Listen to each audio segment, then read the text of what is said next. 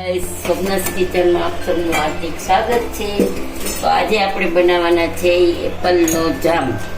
તો એના માટે મેં અહીંયા 2 એપલની ગ્રેવી કરી લીધી છે. તો 2 એપલનો બનાવું છું.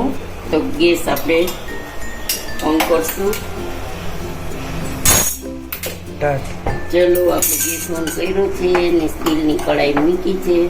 તો આપણે એમાં થોડુંક જ ઘી મૂકશું. આપણે આ ગ્રેવી છે ને એના માટે. તો હવે આપણે આ ગ્રેવી એમાં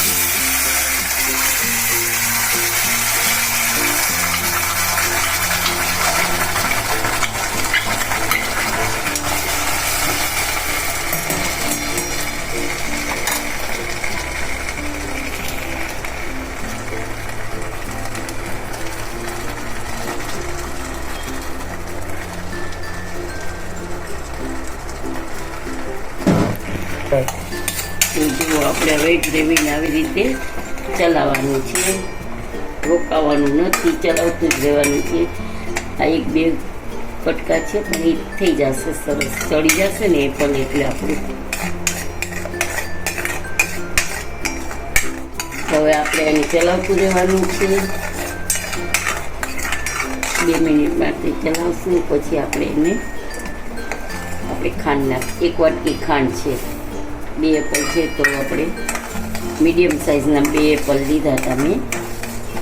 તો આપણે એમાં 1 વાટકી ખાંડ નાખશું અને આપણે ચલાવવું છે.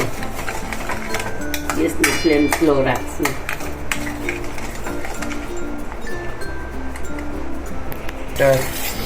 જો ગાઈઝ, આપણો જામ એકદમ રેડી થઈ ગયો છે.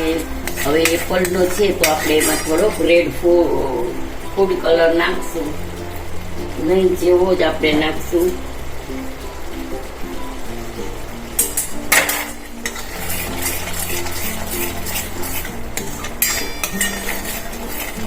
એપલનું છે એટલે આપણે રેડ કલર નાખ્યો છે. તો મસ્ત જુઓ, એકદમ જેલી જેવો થઈ જશે, જામ જેવું જ થઈ જશે. ઠંડુ પડશે એટલે થોડુંક ઠીક થઈ જશે. તો હવે આપણે ગેસની ફ્લેમ ઓફ કરી દઈશું. ચાલો,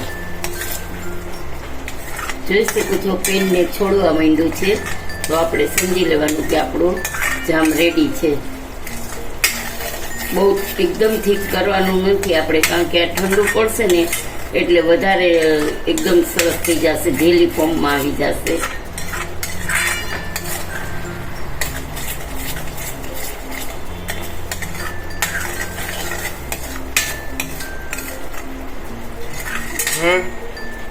જુઓ, આપણો જામ રેડી થઈ ગયો છે, એપલ જામ. તો આપણે હવે ગેસની ફ્લેમ ઓફ કરી દઈશું. હવે ધીમા તાપે ગેસ ગરમ હશે ત્યાં સુધી ઉપર જ રાખશું એને. પછી કાચની એક સરસ બોટલ હોય એને ચોખ્ખા પાણીથી અને ગરમ પાણીથી ધોઈ અને આપણે એમાં એ બોટલમાં ભરી દઈશું. તો બારે આ જામને તમે વર્ષ સુધી ખાઈ શકો, 6 મહિના સુધી ખાઈ શકો, કાંઈ થાય નહીં. બસ થઈ ગયો છે આપણો જામ રેડી. ચાલો, જો ગાઈઝ, આપણો જામ રેડી થઈ ગયો છે. હજી થોડોક ગરમ છે, પછી ઠરશે ને એટલે આપણે નવસેક ઓળશે ને ત્યારે આપણે આ એરટાઈટ આ બળની કાચની બોટલ છે એમાં એરટાઈટ છે એટલે એમાં આપણે ભરી દઈશું.